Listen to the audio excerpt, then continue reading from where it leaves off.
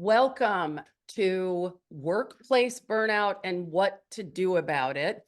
We're going to start by setting the stage with a little video about what might be on some of your minds as you go to work each day.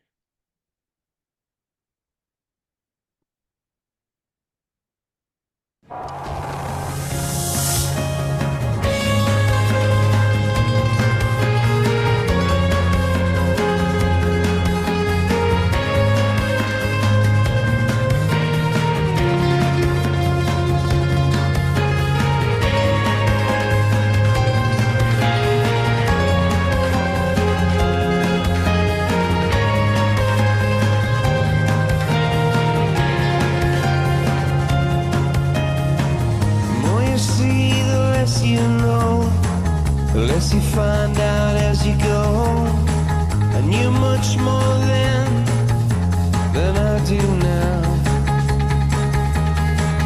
Neon heart, day glow eyes, city lit by fireflies. They're advertising in the skies for people like us. And I miss you when you're not around.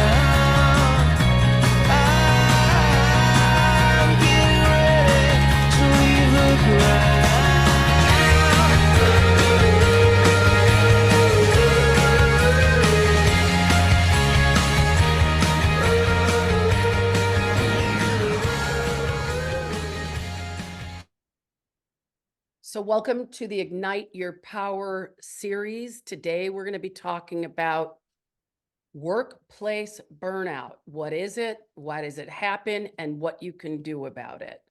Welcome, Patrice Webb and Jeannine Rashidi. And my name is Margaret Graziano. Most of you know about me or you wouldn't be on the webinar.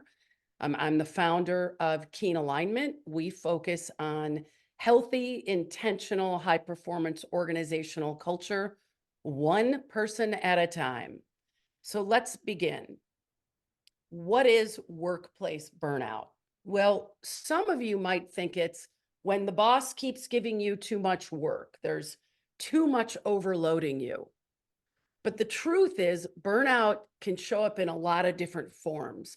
Burnout can show up that you're exhausted when you get up in the morning.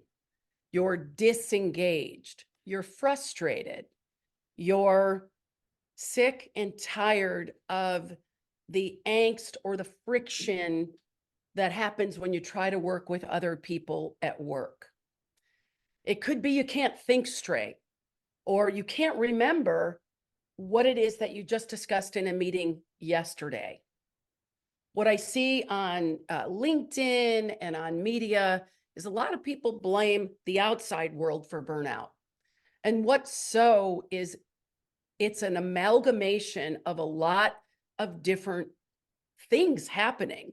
The news causes burnout, watching the news, being overwhelmed, not getting things done at work because of friction or poor communication or personalities or changing of directions constantly, and us holding on to it deep inside. So there's three types of burnout. There's emotional or relationship burnout. There's physical lifestyle, like you're just exhausted and you can't seem to get yourself up and active, or you're doing too much. You're just pushing yourself too hard. And then there's mental. The emotional relationships are, you see that person walk in the room and you're like, oh my God, the last thing I want to do is have a conversation with that person again. And you begin to shut down. You begin to shut down, not just from that person, but from anyone who reminds you of anything like that person. There's projection and reflection involved with emotional relationship burnout, like someone says something, you don't realize it, but it reminds you of someone else who you didn't have such a great relationship or a great experience with. And now that's what's in your way. And when there is relationship or emotional burnout, what you do, or what we do, what all of us do, as a natural way to protect ourselves is build up walls. I was just doing a training yesterday with a bunch of young leaders, millennials, as they called themselves. And there's a lot of concern that nobody's listening to them, that what they have to say doesn't matter. And that burnout that they have with their direct supervisor or their supervisor's supervisor or with the company overall, all of them started to see in a half a day's worth of work, they're bringing all that home. And they're then having those fragmented relationships at home. There's physical lifestyle burnout. So I just completed a 200-mile walk in Spain. I trained every single day. Some days I walked 10 miles, some days I walked 15 miles, some days I just walked 3 miles. I wasn't burnt out by the time I got there. However, there were people on that 200-mile walk that were hauling so fast, just moving. And I share about this in some of my videos that I took, that they were exhausted every day.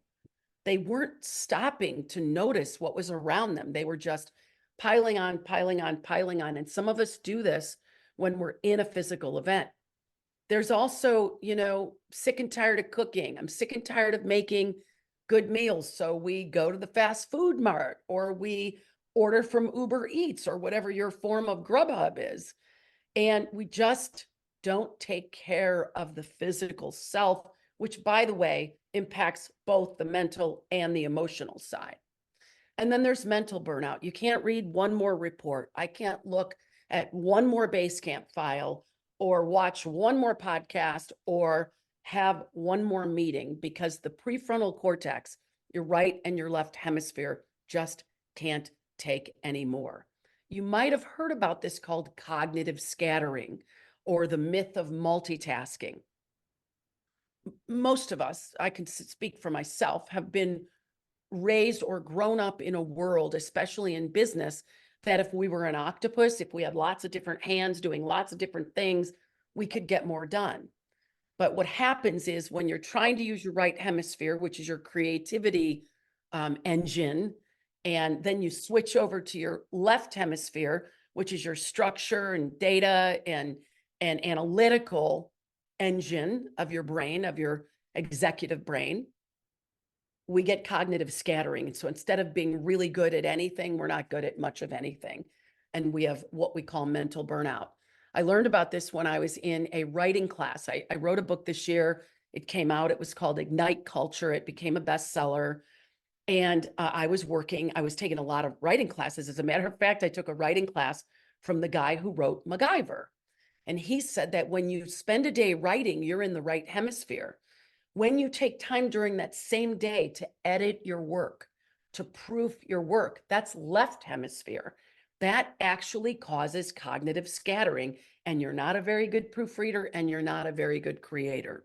So the question for you as you're watching this webinar is, if you're feeling burnout right now, or if you're working with people who you think might experience burnout, is it in the emotional relationship category?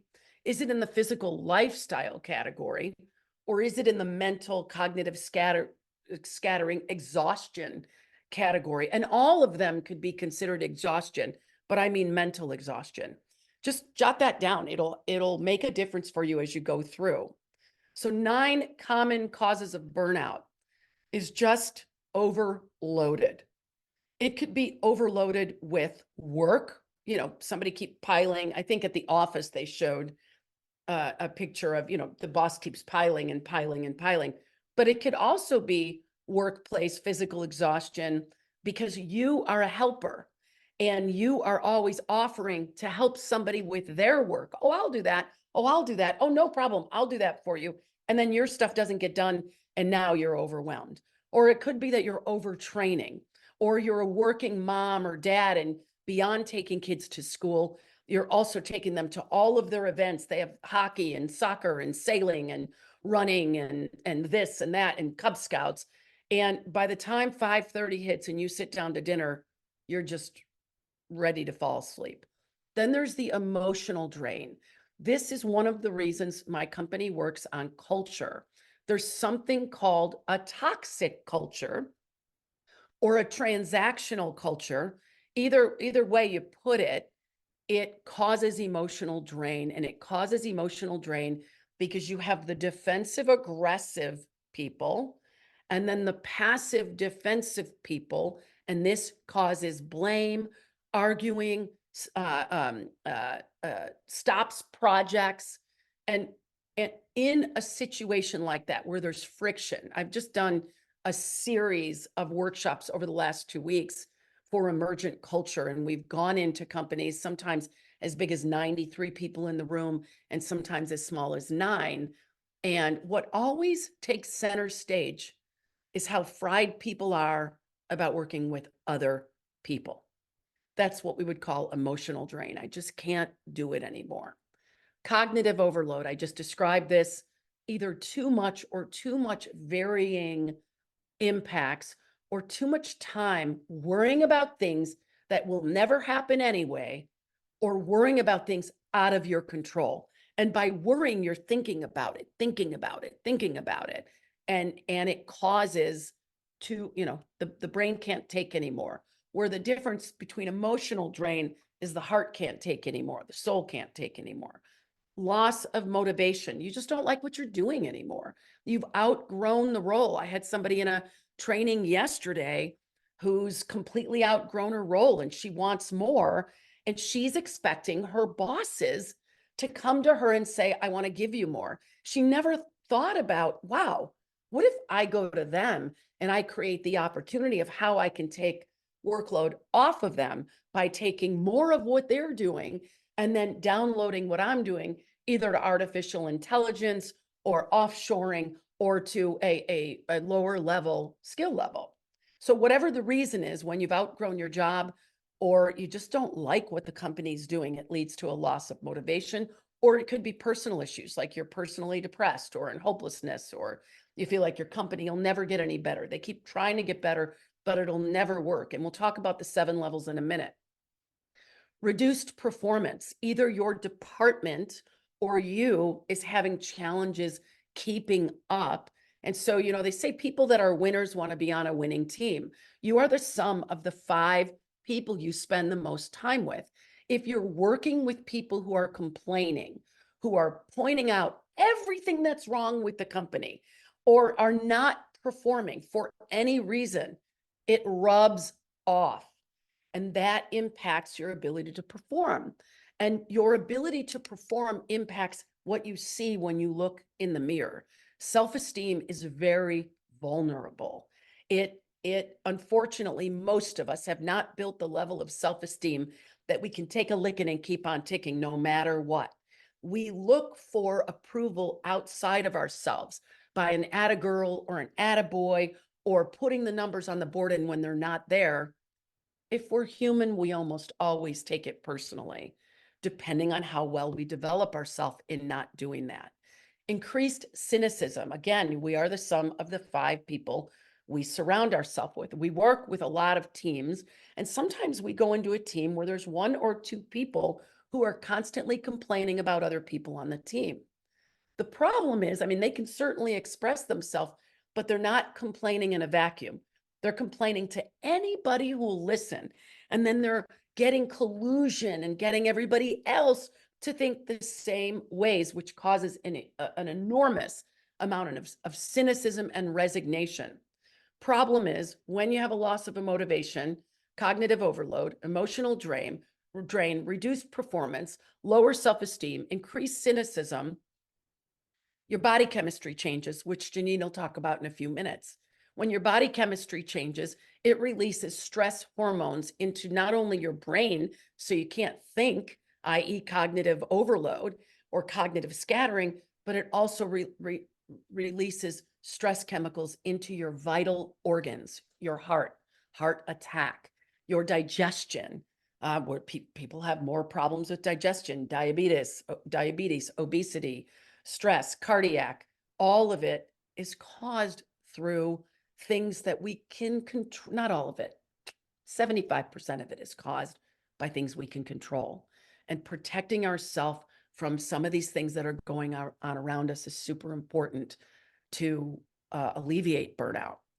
Isolation and withdrawal, when somebody removes themselves, stops coming to meetings, turns off their camera during meetings. Somebody asked me about that yesterday.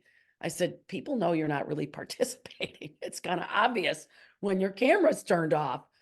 When we remove ourselves, when we isolate ourselves, we're suffering in silence, and things just get worse. It's a cause of burnout.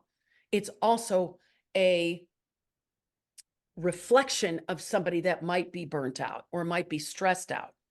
Physical and health issues. I just mentioned that, so I don't need to mention again. And lack of work-life balance. Now, this is a big one. We might as well just have on the screen just that. Everywhere I go, no matter who the people are, no matter what the geography, people are saying that they work more than they don't. The fact of the matter is, if you wake up at 5 a.m.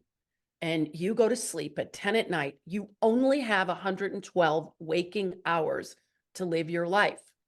If 60 to 70 of them is at work or thinking about work or thinking about what you're frustrated about work or laying in bed, staying up at night because you can't sleep, you can't possibly be doing, if 60 to 70 hours is that, and you only have 112 hours. Think about your showering and your grooming and your taking care of your kids and you're making your meals and your grocery shopping. The time erodes. And if you're not spending enough time for you, taking care of you, taking care of your mind, your body, and your spirit or your soul or whatever you want to call it, you will wake up one day and be physically, emotionally, intellectually, mentally, spiritually exhausted. And the first thought will be, it's the place I'm working, it's them. But the truth is, it begins with you and what you're doing with your 112 hours. We have 2 deep dive retreats that we work with people. One is Ignite Your Power, and it's for women. And one is Awaken the Leader Within, and it's co-ed. And what we find when we lead those 3 days is every single person who attends says, I am not focused on my 112. And even when I'm at work, I'm not focused on making that 50 to 60 hours really matter, doing things that are high impact, doing things that feed my soul. I'm getting caught up in the swirl of the news and the drama and the complaining. So I think I've talked enough about the 9 common causes of burnout. We will move on.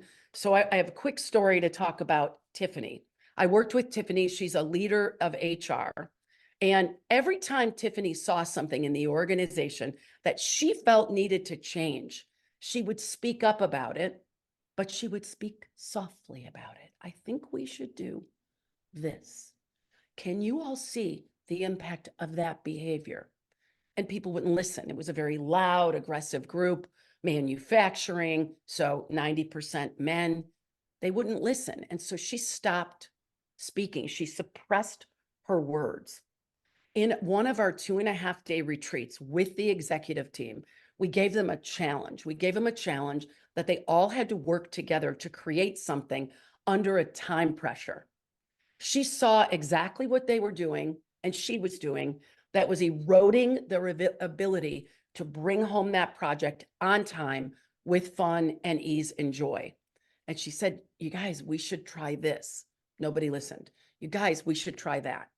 Coach walks up to her and says, Tiffany, I will hold the chair, stand on the chair and yell and get their attention. And she did. You guys, listen to me. Within 15 minutes, they reassembled and completed that project. Since that day in February of 2017, Tiffany has been promoted 5 times. She is now working globally. She still suffers with sometimes suppressing her voice and has to bring herself back to that date and time where she first learned to yell. Now, I'm not advocating go yell at everybody at work, but when you're in a leadership role, when you see things that are just not working, that are causing people to do the same thing over and over again and not get the same result, if you don't say anything, who will? If not in the moment, then when? Someone's got to have the courage to see it and say it. Next is another person I work with. We'll call her Debbie. Debbie is super inspiring. She sees all the possibilities. She wants everybody on her team to grow. She participates in all of our training. She has an executive coach. She does retreats for her team, and she sees the big picture. Unfortunately, she's still developing the muscle of trickling that big picture down to everybody's day-to-day activities. So often what people experience with Debbie is burnout, frustration, exhaustion, because they don't know how to deliver what she wants them to deliver. And because she doesn't need a lot of direction and she doesn't need a lot of detail, she's not giving people what they need. And what she's recently discovered is I got to slow down. Yeah, I'm on a high-speed train to the moon or a high-speed rocket to the moon, but other people want to go slow. We did an exercise with her in our Compelling Future workshop where we blindfolded the leader, and then the person behind them, the leader from behind, was walking them to their vision. And I learned this when I myself took leadership training and coaches training. And she didn't need the direction, but the guy that she was working with, ex-military, he said, I want you to tell me every step of the way what to do, how to do it, and when to do it. When it was her turn to have the blindfold, she said, don't tell me anything. Just tell me if I'm going to kill myself. So we all have strengths. We all have weaknesses. We all have a big opportunity to grow, because that opportunity to grow not only develops our leader within, but it absolutely impacts everyone else's leader within. And our behavior has an impact on others. And to the degree that we're aware of that, we can do something about it. So I want to introduce to you the 7 levels of effectiveness as a model, as a barometer for how to tell where you are and where your team is. And if you want a copy of this deck, you can certainly email Nicole at Keen Alignment, and she can give you a copy of the deck. So the 7 levels of effectiveness is derived from Dave Hawkins' work on consciousness mapped. Consciousness mapped is how the brain works, how the mind works when it has total freedom and when it has none. So when we are burnt out, exhausted, fit to be tied, laying in bed, don't want to get to work, thinking about everything that can go wrong, we are operating in ineffectiveness. We have no access to power and freedom, or better said, a reduced access to power and freedom. Frustration, when we are agitated, annoyed, irritated, as a young man said yesterday, we find things wrong with everything. And whether we're frustrated with one human being at work because they didn't give us enough direction for our project and we need direction, and then when we went off and did the project and spent all this time on it and came back and the boss said, I don't want this. This is not what I want. That young man was now taking his agitation and irritation with his boss out on everybody he interacted with. That is a form of burnout. What he didn't know until yesterday was that when he's operating in frustration, annoia, agitation, irritation, he might be effective a little bit, but what he didn't know is he can only be effective 25% of the time. Fear, we're effective even less percentage of the time. This is 10% of the time we can be effective when in fear. Why? Because our body is releasing large chemicals of adrenaline, cortisol, norepinephrine. We need these chemicals and these hormones and these transmitters for our brain to work, but not in high doses. When they're in high doses, they hijack our critical thinker, our executive brain, and they cause stress in our core, and they cause stress in the rest of our body. So fear could look like, I don't know what my boss is going to say next. There's so much uncertainty in the world. I don't know what's going to happen with my job. I don't know my span of influence and control. I see these things that are broken around me, but if I say something, someone's going to take it the wrong way. And so we suppress ourselves. We hold ourselves back. And instead of it coming out of our mouth or our communication, it implodes inside us and is deadly in high doses.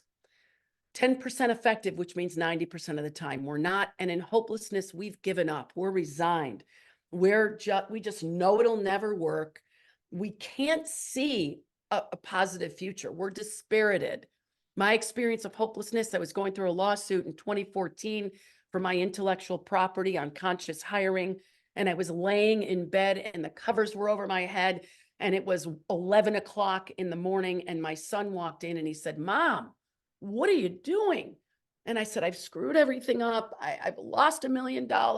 I can't work. I'm such a loser." And he said, "This is not the woman who raised me speaking like this. Get up out of bed and do something about it." He was 22 years old or so. In hopelessness, we can only be effective 5% of the time. And most often, why I share that story is most often in hopelessness, we don't know we're hopeless. We don't know we're resigned. We're so dispirited. We're like stuck in bed or in quicksand, and we need to be pulled out. When hopelessness is hopeless for too long, it turns into depression. When anxiety is anxiety for too long, it turns into not just a mood, but a condition. When the mood of agitation, frustration, disgust lasts too long, we become probably the worst people in the world to work with. So that's below the line. In a few minutes, Jeannine is going to take over and she's going to talk about how to live and recalibrate. Well, Patrice is going to do live in alignment and live above the line. And Jeannine is going to talk about how do I recalibrate? How do I get out of the below the line and get into courage, engagement, innovation, and synchronicity? Now, the interesting fact is when we're operating in courage, when we have a belief in a positive future, whether for our own career or the people around us at work or the whole organization or life in general, our family, our well-being, when we believe, when we can feel it in our heart and see it when we close our eyes, we're in a state of courage. In courage, a person is effective 65% of the time. It's a mind shift and it takes a second, but you have to know where you are. You have to be aware and awake to say, I want to get into courage. And it takes some work to get into courage. It's not just nanosecond choice. You have to have a future you're living into that you're inspired by. In our workshops, no matter what they are, even when we're coaching people or one-off coaching with somebody who just needs support for a little while, we always talk to them about what is the future you're creating? Where are you going? Where is your boat sailing to? What's the island like? What does it look like? What does it feel like? And Patrice will work with you on that. We also do deep work in that in our Ignite Power and Awaken the Leadership with Awaken the Leader Within. In engagement, this is what every company pays for, every company wants. We want our employees in engagement. We are 72 to 79% effective, meaning we're all in, we're engaged, we're sharing ideas, we're collaborating. We're not focusing on what we can't do or what's wrong or what jerks our bosses are or that no one listens to us. We're focused on what we can do to make a difference now in our life, and we're doing it. Imagine if you could live those 112 hours with the majority of your time in courage and engagement. That's powerful. Now, innovation is when we're using the highest level of our mind, our thinking. We can see what we normally can't see. We are open to other people's ideas. We don't have to have an inclusion program because we are inclusive. It's a natural way of being. In innovation, people are effective 89% of the time because they're bringing new ideas. They're looking at possibilities, and limits are not part of the conversation. My son works for a high-tech organization, same kid who pulled me out of bed that day. And how they innovate is they throw them into a room for 2 days and they said, your only limit is it has to be red. Develop something that can make a difference for people being more productive at work. And that's how they innovate. And they pay them and they give them 2 days and they don't have to actually deliver anything that's usable, but they want ideas. When we operate in the level of innovation, we are free. We experience autonomy. We experience inclusivity. We experience we matter. Final and highest level of effectiveness is synchronicity. That's 100% of the time you experience freedom, power, effectiveness. Now, someone said to me yesterday, one of the cynical millennials, how many companies do you really think are in synchronicity? And I said, maybe they get there 2 or 3 minutes a day, and that's true. But people can experience synchronicity. When I walk the Camino, I experience synchronicity at least 3 hours a day. When I went to the jungle this year, I experienced synchronicity probably every day, all day, until I did the plant medicine. And then I was like, woo, dealing with every one of my below the line emotions that I never wanted to deal with. So this model is very usable if you like it. Read Dave Hawkins' Consciousness Mapped. You can use this for meetings. You can use this to gauge yourself. You can use this to gauge your children. You can use this to gauge your teammates. So last but not least, solutions for self and others to deal with and overcome burnout. Get curious, be humanistic. These are the 4 components to a healthy, intentional, high performance organizational culture. Get curious about people. Where are they at on the 7 levels? What do they want? What do they need? Rather than making accusations, assumptions, start to get curious. If somebody around you is complaining, say, you know what, I really am self-managing right now, and I know you need someone to talk to. Can we limit the complaints to 5 minutes? Just riff, and then we're done. Teach people how to be with you. Affiliative, start bringing people together from other departments to get curious and ask for input about how can we manage our own work life, our own workplace habits to make sure that we're not part of the burnout that we're saying is happening outside of us. Self-actualization, I talked about it before, I'll talk about it again. Having a vision for your life, a future that you're living into, your values define. Who am I about, and what is my life about, and how can I utilize the job I have right now today to live into that future? And then achievement. People are happier when they're winning. Set small goals, set targets. Maybe it's a physical activity of 30 minutes a day. I'm just going to walk around the block, or I'm going to eat healthy every day this week, or I'm going to drink 9 glasses of water, or I'm going to acknowledge others for the gift they are in my life. And that's achieving. And it also accomplishes affiliative and humanistic and self-actualization because you're giving of yourself. Okay, Jeannine, you are on. Thank you, Maji. So how do we recalibrate? Well, we need to come back home to ourselves. And it starts with a routine that supports filling our own cup daily so we can reclaim our vitality.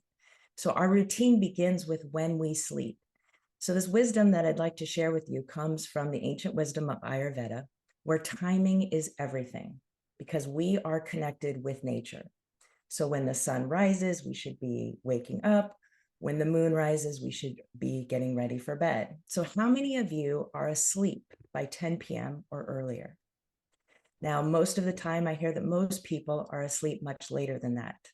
So I wanted to share with you that there is a specific time of the evening when the mind digests. That means all of your current experiences, plus your previous experiences, can digest, but it can only happen when you are truly asleep.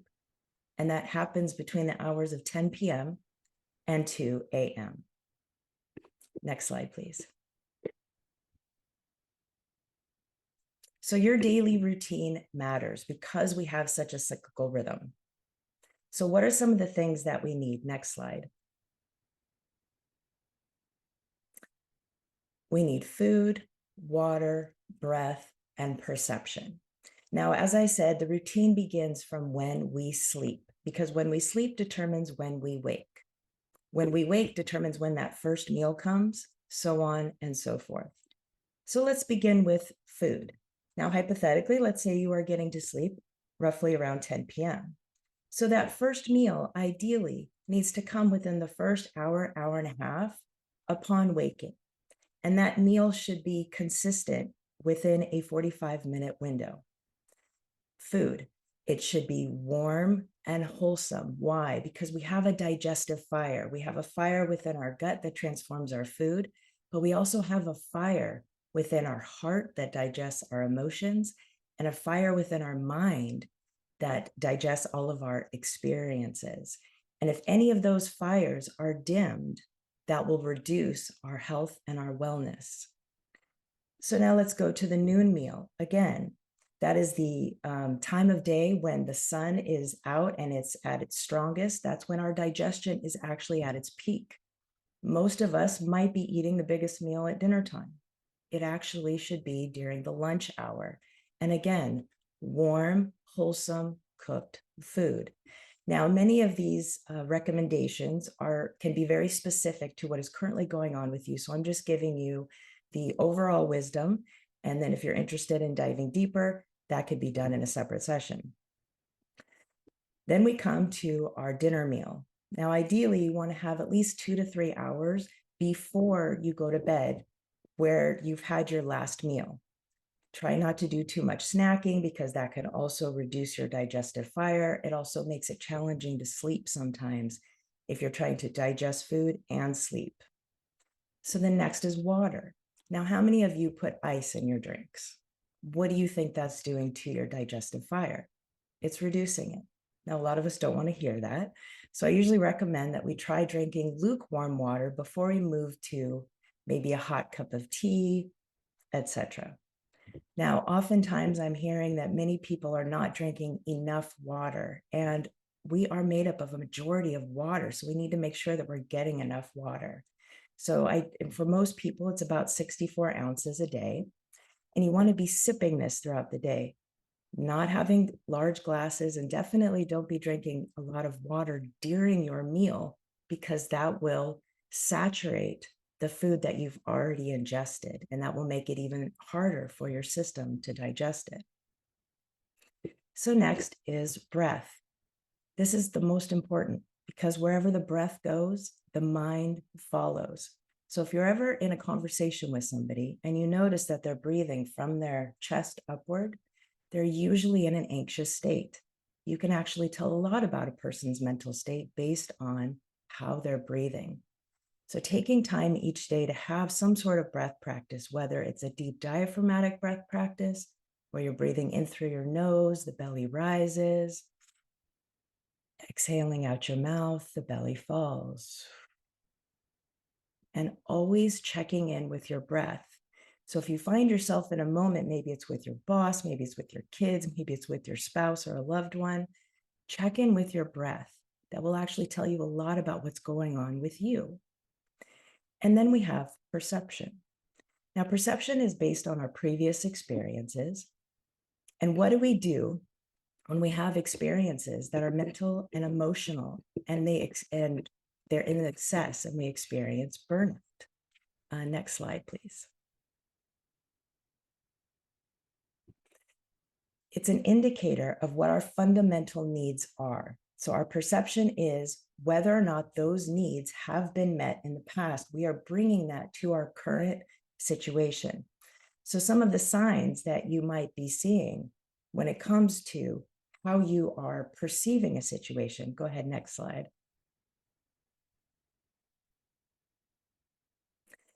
Maybe you're in a victim mindset.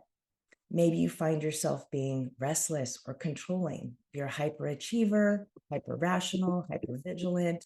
You're an avoider. The list goes on and on. Now, what these are actually are triggers within you where a part of you is trying to tell yourself, hey, a need is not being met. And therefore, we're going to come in, and the victim might come in and say, hey, my need's not being met. Or the controller says, well, my need's not being met, so I'm going to take control of the situation. Next slide, please.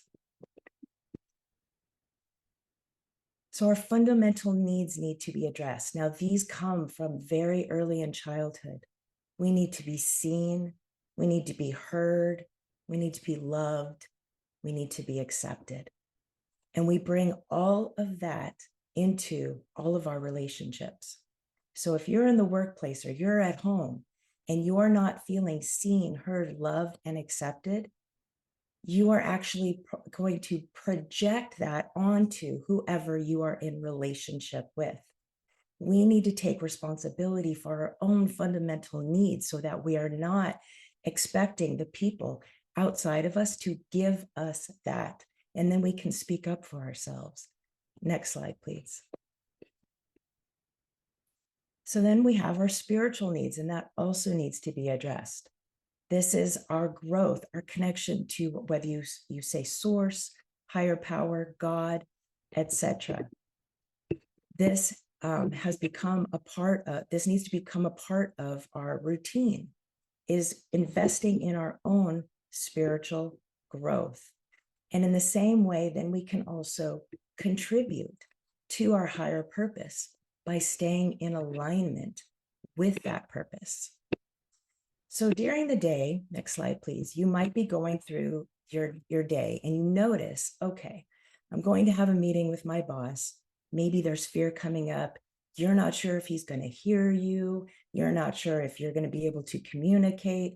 This is where an integration between the heart and the mind is so important. And it comes back to those fundamental needs.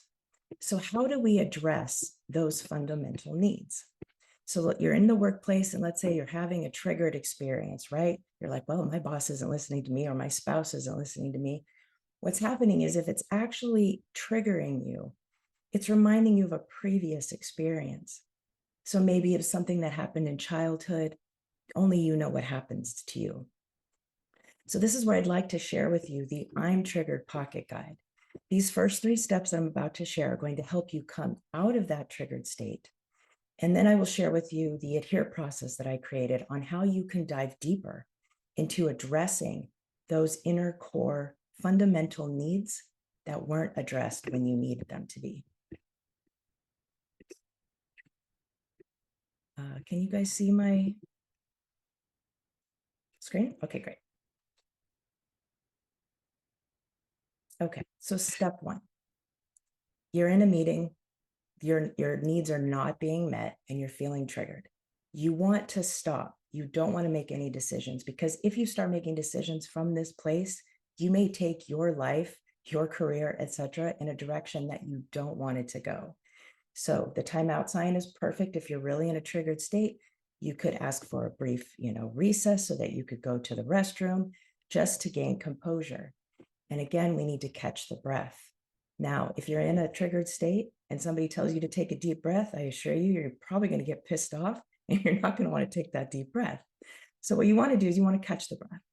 You want to take 2 quick inhales and a long exhale. And you want to keep doing that until you can slow your breath down. The next step, you want to locate. You want to keep your eyes moving so that you're not in a stuck or a frozen state. So locate 3 objects that represent this time and space or consciousness. Could be the tree outside, could be the sunlight, could be a cup of water, a plant. Keep those eyes moving.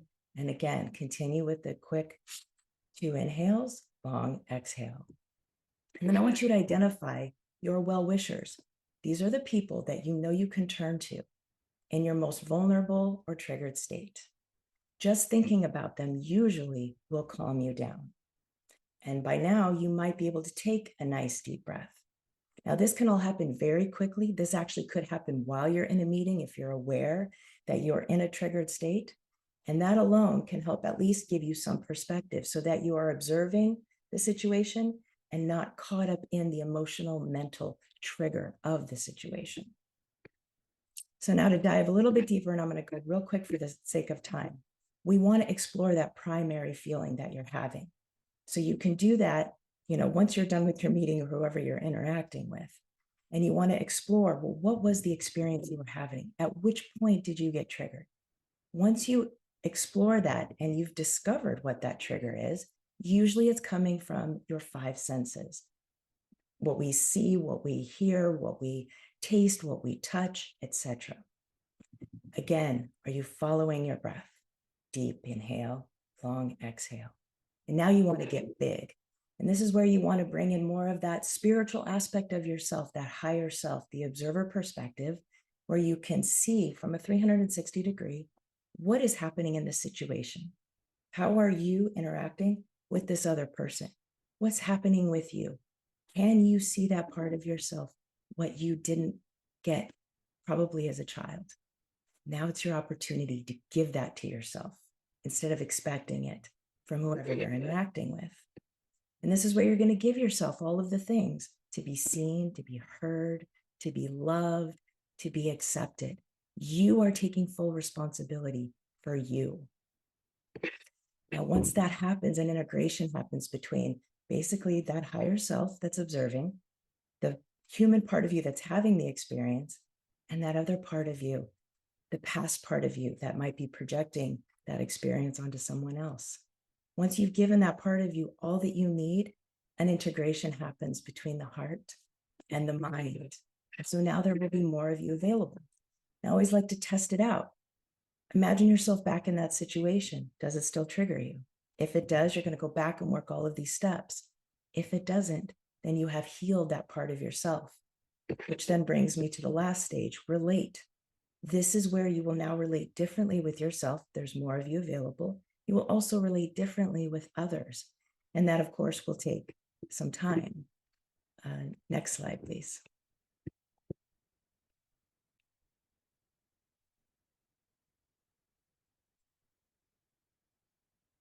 So who's driving your experience? If you are staying conscious of all of those parts of you that didn't get those fundamental needs met, and you take full responsibility for them, you are the one driving the experience. When you're not conscious of those aspects are the ones driving the experience, which is why you're getting triggered, which is why you're getting mentally and emotionally burnt out, trying to get those needs met from someone else. So I'd like to now turn it over to Patrice. I want to say one more thing. We have a podcast with Jeannine, and she goes over the entire pocket guide for an hour.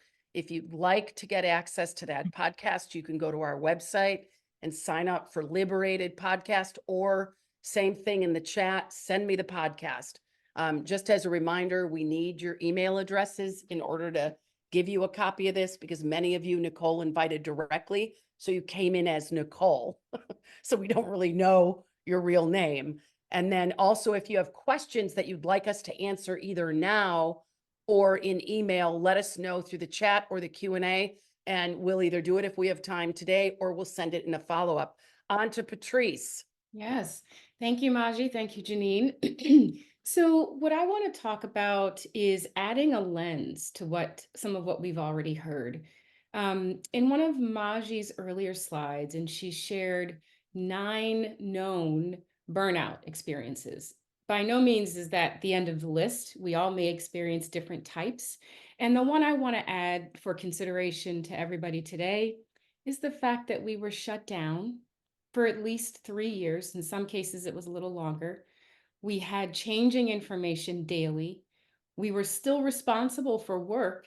And now we were responsible for our own health, the health of our families, and what was happening in our local communities and neighborhoods, because we also had an election.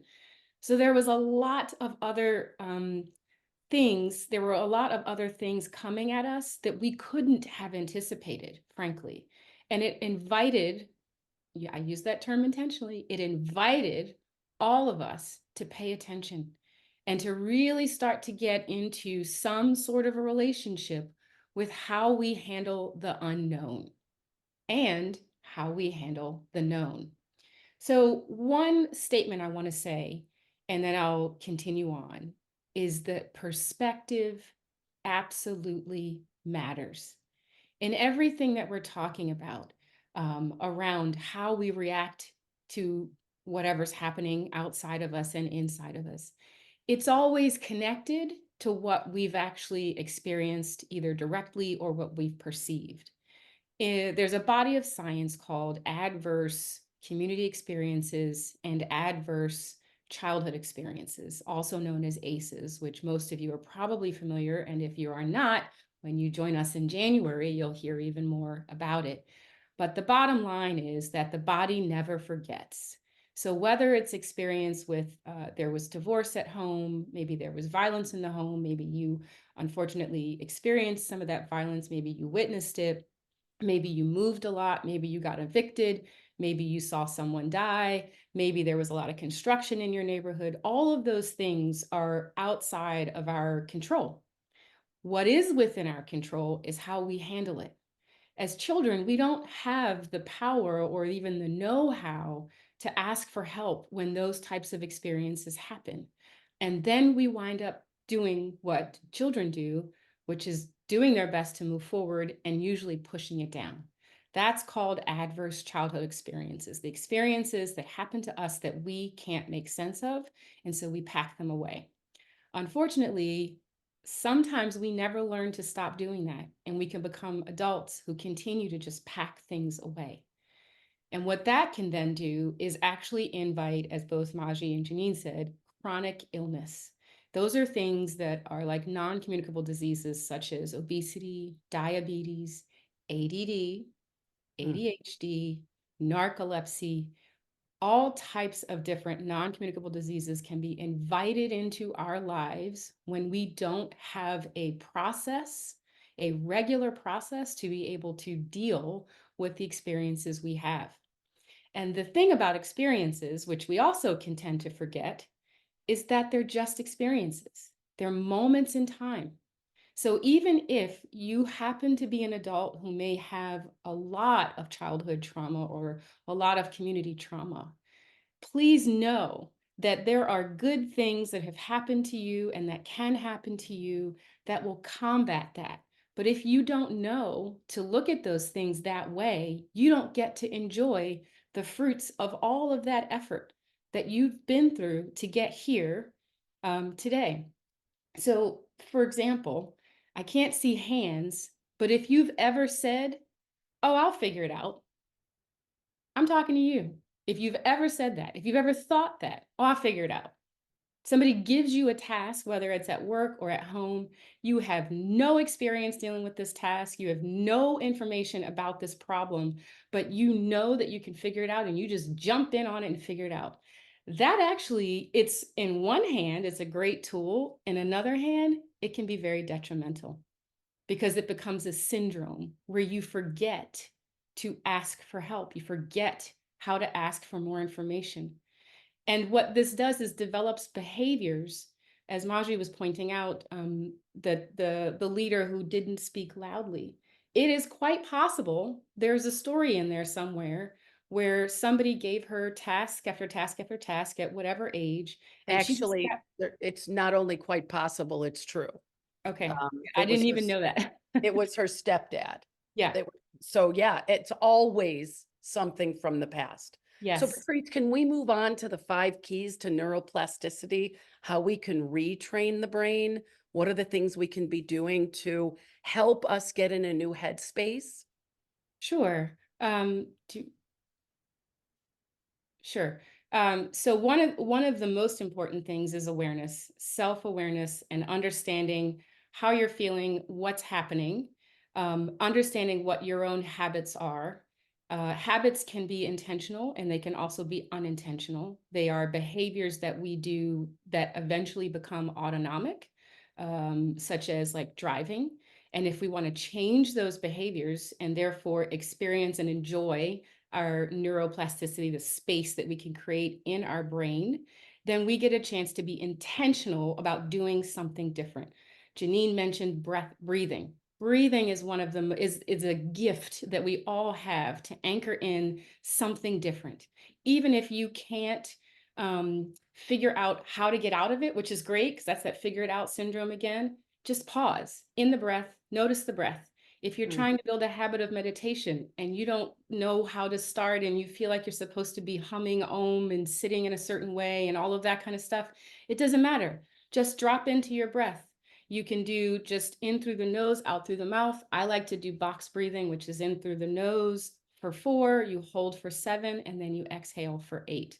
Whatever that combination is right for you, then you're certainly absolutely always invited to be able to do that for yourself because that is what matters truly.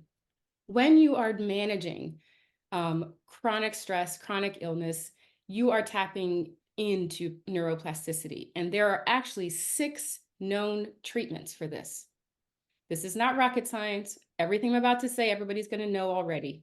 Sleep, nutrition, physical activity, mindfulness, talk therapy, healthy relationships.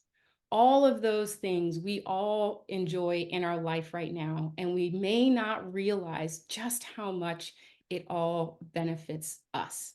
When Jeannine was talking about food, for example, if you're not able to eat a hot or warm meal, that the very least you can do is sit down when you eat and then chew to the point of liquidity. I know for a fact that it takes effort for me to pay attention to when I'm eating, to not want to be reading something or listening to something, and then therefore my mind may start to move on. And so it's really important that you give yourself those times to enjoy that behavior. Now, when it comes to living and leading in alignment, what does that mean? Again, it's the self-awareness. Once you are aware of how you are feeling, what you are doing becomes that much more easier to access. And how do you figure out how to see ahead of you is by understanding your purpose. So regardless of what your title is, regardless of what your job requires you to do or what's happening at home, deciding what your purpose is something that any of us can do at any given time.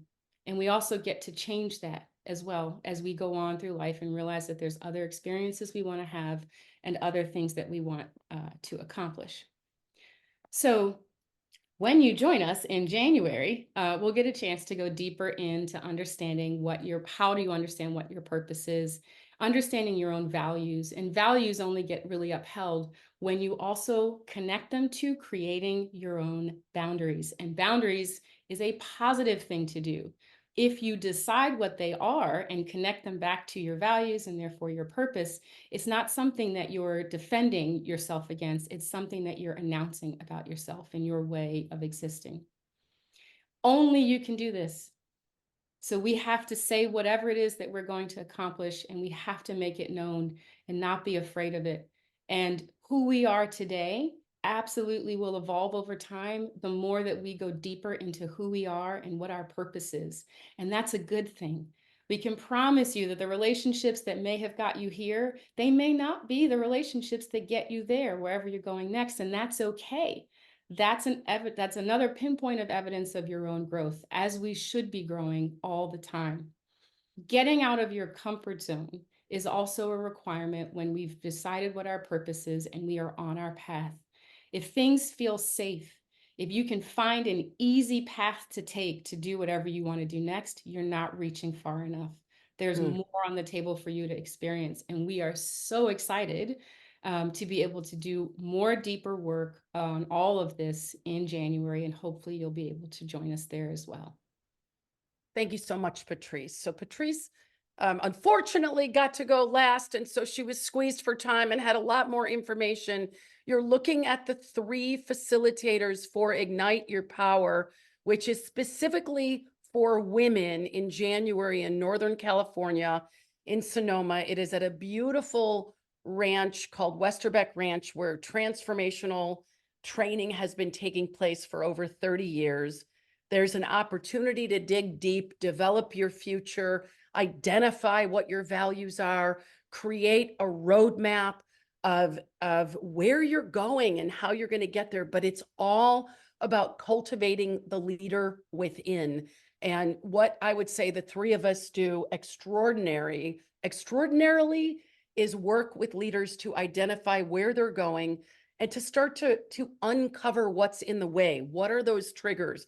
What are those areas we don't have boundaries in, or we don't even know we need boundaries in, that we need to develop them? And then what's our roadmap? What are our habits? She talked about autonomic nervous system or atomic habits. What do we need to do day after day after day, whether it's drinking water or do meditation or develop new relationships that has that future go from being a future that someday maybe to right now, I am experiencing myself as leading in the future. So if you'd like to get a 20% off that program, you can put in the URL once you get to the URL, which is keenalignment.net/powerignite_20, and you get 20% off, which our price today is almost $700 off of registering into that program. All your meals are covered. All the training is covered. You walk out with a roadmap, with a vision, with 3 or more coaches on your side, with a group of 20 to 30 women who are all working on developing their leadership together.